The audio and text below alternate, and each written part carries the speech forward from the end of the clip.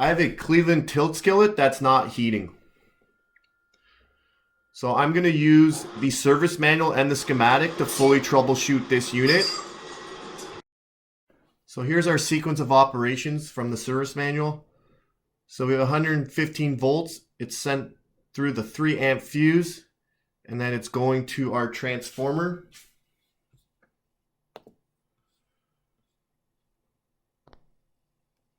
So if we come here, we're coming through our power in to our fuse,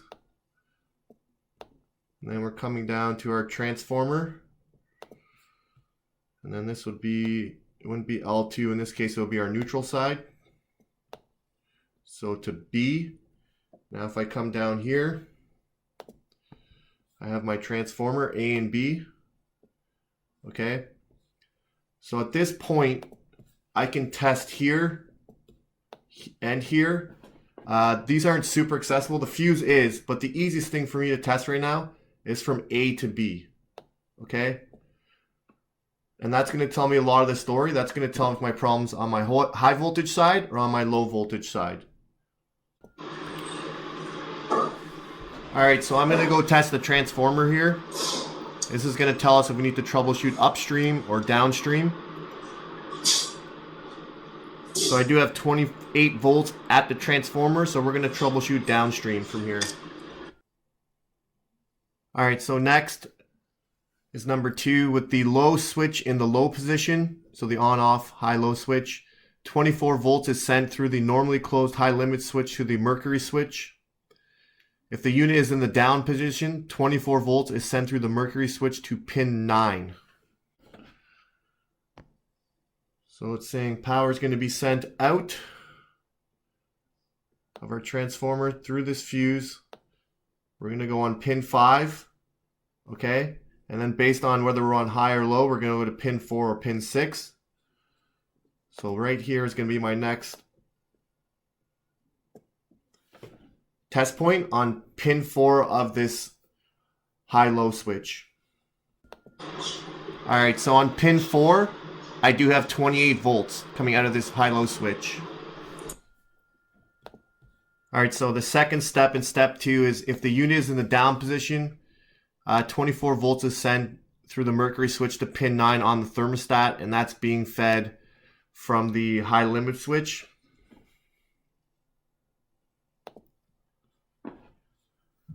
So we're going to come through our high limit. If we have power on 4, we're going to come through our limit switch here. It's going to be closed. We're going to come to our tilt switch. We want to make sure that the skillet's in the down position. That's closed. And then that's going to give power directly to pin 9. Okay, so we have a couple test points here that we can do. Okay, there's obviously on the high limit and on the tilt switch. They are not super accessible. Okay, I'm going to make life easy. I'm going to come right to this pin 9. Okay, this is going to be my test point.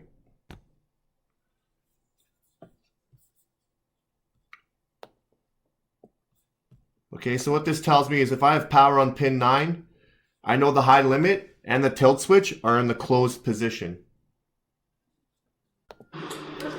Alright, so I'm going to put one of these anti-shorts on my meter lead. These are really good to put on when you're working in tight spaces.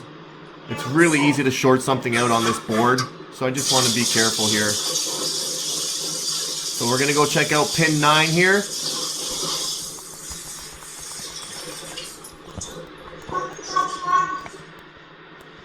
And I do have 28 volts there on pin 9.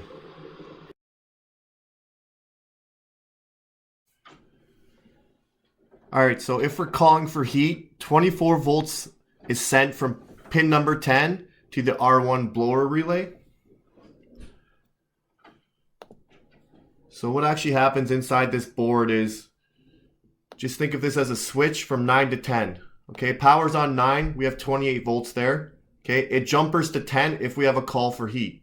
Okay, how we get a call for heat is through this temperature probe here on pins 3 and 4.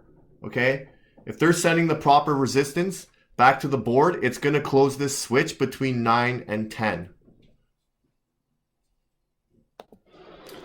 Alright, so I'm just going to go test pin 9 one more time. So you can see I have 28 volts there. Okay, now I'm going to jump over to pin 10. And as you can see, there's no voltage on pin 10. Alright, I do not have power on pin 10. So, only two reasons why that can happen. I'm not getting the proper resistance from my probe here on pins 3 and 4. Or I'm getting the proper resistance, but that switch between 9 and 10 is not closing, which would mean the board's bad. So I'm just going to get an ohm chart here. And based on, we're about room temperature, so we're probably around 70 degrees. I'm looking for about 1080 ohms. Alright, so because I'm going to be testing resistance, we're going to disconnect power from the unit. And I'm going to disconnect my temperature probe and then remove both leads. Alright, so it's really important that pictures get taken of where the wires went and where they go. You can label them, whatever you're most comfortable with. I like taking pictures as long as all the wires aren't the same color. So I'm going to go ahead and pull off these two leads here for our temperature probe.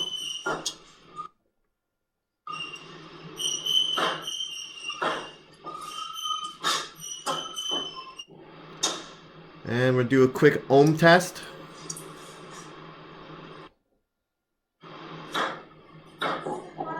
And we're getting 1075 ohms. We should be getting around 1080. So that's telling me the probe's doing its job. We need a new board here. Okay, so I'm going to change out the board. I'm just going to put it on fast forward here just so this thing doesn't drag out. But you can see I'm going wire for wire. I did take my picture earlier. And I go confirm where the probes go. And make sure these probe wires, because they're based on resistance, they have to be really tight on this board. Okay? So that one was a little bit loose. And I'm just confirming all the wiring here now. Make sure everything's wired as it was before.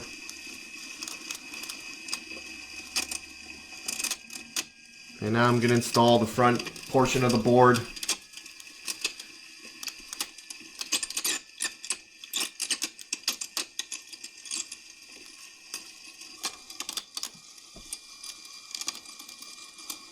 And just two Phillips head screws on the front. Alright, so now that the board's switched, we're just going to draw out the schematic here just so we can see the sequence. So we know we come down to our transformer, so we'll start from there. From our transformer, we come to our high-low switch.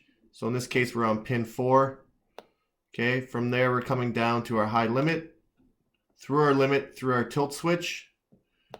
From our tilt switch, we're coming down to pin 9.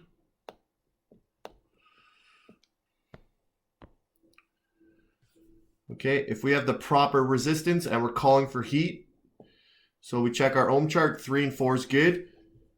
Inside the board, we're gonna jumper our 24, or in this case it's 28 volts, to our pin 10, and then at that point, we're gonna be hot on our light. So if we're calling for heat, this light's gonna come on. Okay. And if we carry on from there, pin 10 will come up through here. And it's doing two things. It's going to hit this relay here. So this relay is the blower relay. So that's the one side of the relay. The second relay is coming right off of the transformer. Okay, once that coil relay gets power, it's going to close these contacts right here. So these are going to become closed. And our neutral side is always connected to our blower motor here. Once that relay closes, that means our L1 or hot side can come through this relay. It's going to close. Our blower motor is going to get power. Okay. Now there's an air proofing switch on this unit. Okay. So we come here, if our blower motor is running and it's moving enough air, it's going to close this switch right here. Okay. And this sends power right to our module. Okay. Why this is important for troubleshooting this specific step. If this blower motor is not running, okay, we know right away we're not going to have power to our module, okay? So these are little hints you want to look for. So your blower motor's not running, okay? Don't go to your module for troubleshooting. We know there's not going to be power there.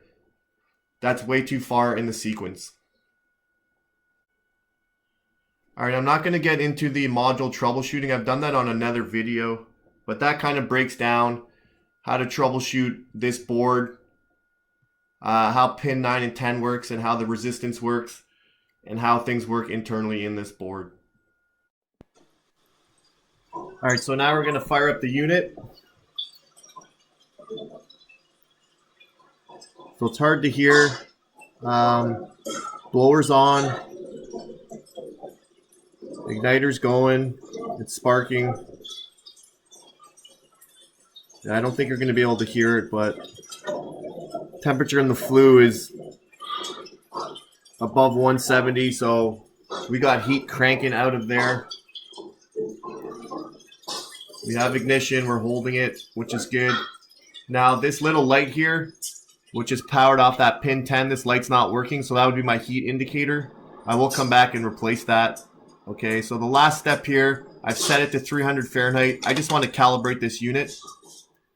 Make sure my probe's not way off. So earlier we were off by 5 ohms. I just want to make sure it's not going to matter. So let's see here. So we're still heating. We're at 257, 277, 289, 293, 298, 300, 302, 303. We just turned off. And you can see the temperature starting to drop again. So it's only off by 3 degrees, which is really good on a unit like this. And if you see, if I go back closer to the burner, that temperature is going to go up. So we're all calibrated and we're all good here. All right, so this entire service call was done based off of using the service manual that I just pulled off of Partstown. You can see just by following the sequence of operations and just using the schematic and just going from point to point just to see how the power flows through the circuit, you can easily find the problem. This probably took me 30 minutes or less to troubleshoot. It was really quick. Now I am super familiar with this unit, but I still pulled up the service manual. You'll notice the way I was troubleshooting. I know I've been teaching everyone to go point to point. So test point 1 to test point 2 to test point 3. That's kind of a beginner way of testing things. Not all the components are very accessible. So sometimes I'll go from test point 1 to, let's say, test point 4. And if I have power at test point 4, I know I can just keep working downstream of there. If I don't, I go upstream. So that's kind of why I wasn't going point to point. And it'll be good for everyone just to start troubleshooting that way. It's more of an intermediate level of troubleshooting things. And I can't stress the importance of just getting a service manual, getting to know the unit. Don't just rely on tech support and give them a call. Pull up the service manual. In this case, this one was written really well. They're not all written this well. Good job on Cleveland for that.